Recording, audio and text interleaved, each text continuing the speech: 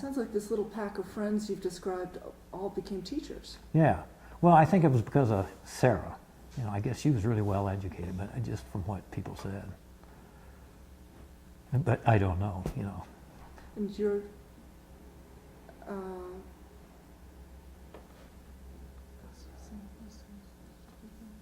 what was the connection between, was it your grandfather and Hazel? Yeah, this is just... What little you know about that story? I think I've got it here. Just a minute. But anyhow, I think my aunt wrote this, and it said that my grandfather was engaged to Hazel. And his name is, tell his name. His name was Sidney Herber. They call him Sid up here. And for some reason, he married my grandmother instead of Hazel. And this was a year or two after Hazel's first husband died. And I don't know why, but I know they applied for a marriage license and it was never recorded. And at the old records, at Clear Creek County Records over here in Christine's office, the marriage license is there and there are no names. It's just a number. And then my grandfather and my grandmother got married later that year. But you think, but Hazel was still yeah, they were still friends. Yeah, oh God, yeah, they lived here. My grandfather and my grandmother lived here for a year after my mother was born. Then they moved to South Dakota. So whatever it was yeah, friendly. And like I told you, my uncle said, I know what happened, but I promise I wouldn't tell. Well, you know, he's 90 years old. What are you going to do? Beat him up? Yes. I'm going to ask him again this year when I go up in July. So. Try again. Yeah, give him another shot. Maybe he's softened. There's no shame. It's okay. No. Well, see, I think he still thinks it's a shame. No, who knows? But I thought I saw that this morning when I was getting all this stuff together. It's just a handwritten sheet of paper that I had. That I think it looks sort of like my mother's handwriting. It might be my aunt's. Did your family know Ralph McAdams at all? Or no. Well, except for my grandfather might have. You know, because they were here. My grandfather came here in about 1907, 1908, and started mining.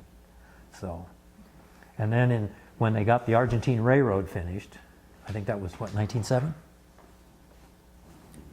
About then. He kept the Waldorf mine open year-round, and he was the first mine to do that. And everybody really liked him because everybody had a year-round job. Because before, in the wintertime, you just couldn't get up there until they built the railroad. And that was, because that was a nasty railroad anyhow. But you're looking for the division. Yeah, I'm trying to find it. There was a handwritten sheet that somebody had in here this morning. I've got all the stuff from my grandmother's stuff in. Did your mother often talk about being here? Was this a fond memory for her? Yeah, she would come. My grandmother really liked, except the winter, she didn't really like the winters too much.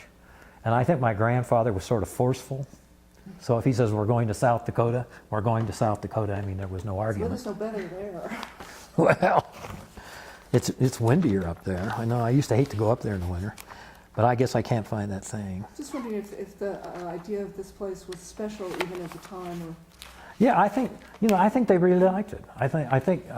I especially think my grandmother really liked the people up here because she sort of, from the time she was 12 until she was 30. She lived here 18 years, I guess. 1998 to 1916, what's that? 18 years. She lived here 18 years. Yeah.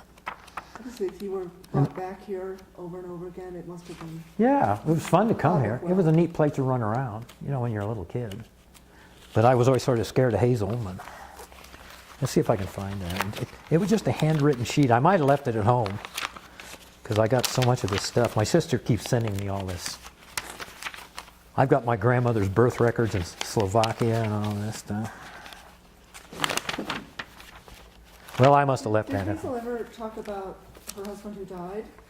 Also, I was wondering if that was a real heartbreaker. Well, I know my grandmother used to mention that it was, he was really a young man. It was very tragic. Yeah, and I don't know how he died, but they'd only been married, I don't think 2 years.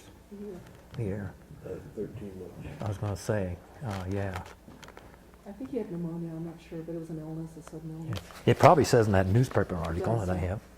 But I was wondering, not knowing about the second engagement, I was wondering if he just never married again because it was so heartbreaking. Or Well, I don't know what you know. he speculated. I think after my grandmother married him, maybe that might have had something to do with it too. I don't know. Who knows? Who knows? She was talking about her personality too. I mean, Yeah. because she's kind of scary. Yeah, well, you know, she was sort of. I always thought she was nasty. You know, because we couldn't do anything. You know, little kids are used to running around. Me and my little brother, you know, we'd want to run around. My little brother was 2 years younger than I am, and you couldn't run around. You know, and you want to run around. And besides, there's a lot of good stuff you could break here, probably. You know. Yeah. You know. Maybe just protect them. Yeah. Well, I wish I could find that. It's just a handwritten sheet that my mother or my aunt did for me one time before my aunt died. And, of course, her version was always different than my mother's, my aunt's version. Now, my uncle's version, he was never up here. He wasn't born until he moved to South Dakota, and his version is totally different. Because, In what way? well, he'll argue with you about where everything was, and he's never been in this building. Also, arrangement of things. Yeah. He would argue with me, and I said, I was just there. I says, ask Gail, his niece. I said, she was there with me. He'll say, oh no, it couldn't have been that way. And I said, well, it was, bud. But no, she was always sort of stern, and I that's probably just because I was young. And then I came up here one time in 1960 or 59, and I actually stopped and saw her at the house up there, and she was nice, you know. But I remember the last time my mother came up in 59 or 60, she had trouble recognizing people. I think like Alzheimer's or something. I don't know that she had Alzheimer's, but my mother had to explain who she was. And that was... What was it? Describe what the Snetzer building was like when she was staying up there. Well, it was full of junk. I mean, I probably stuff from here. And I remember walking in the door, and as you go in the door, aren't there the steps straight ahead of you? Yeah. And then on the right, isn't there like a sitting room or something? It's a big open living room. Yeah, and she had all the stuff from here, a bunch of stuff from here on the floors. Like just everyday dishes and glasses, and there were 2 chandeliers that we ended up with that my mother brought back because she just didn't have space up there because it wasn't a very big place. Did she still have dogs? I don't remember that she still had dogs. I think that dog probably finally died. He was old. But she just lived in that little Yeah, space. and I think she just lived on the lower level. I don't even think she went upstairs.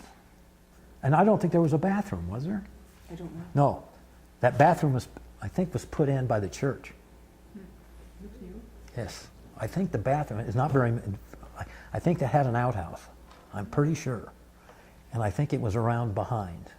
But don't quote me on that. But I don't remember. I remember that somebody told me that the church, when Grace Episcopal Church, isn't it Grace? Okay. When they got that building, they put a restroom in there because they use it for...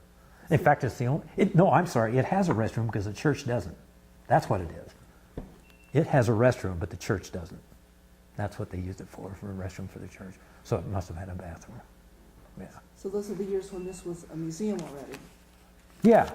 It was it was well after colonial dames took over, and it was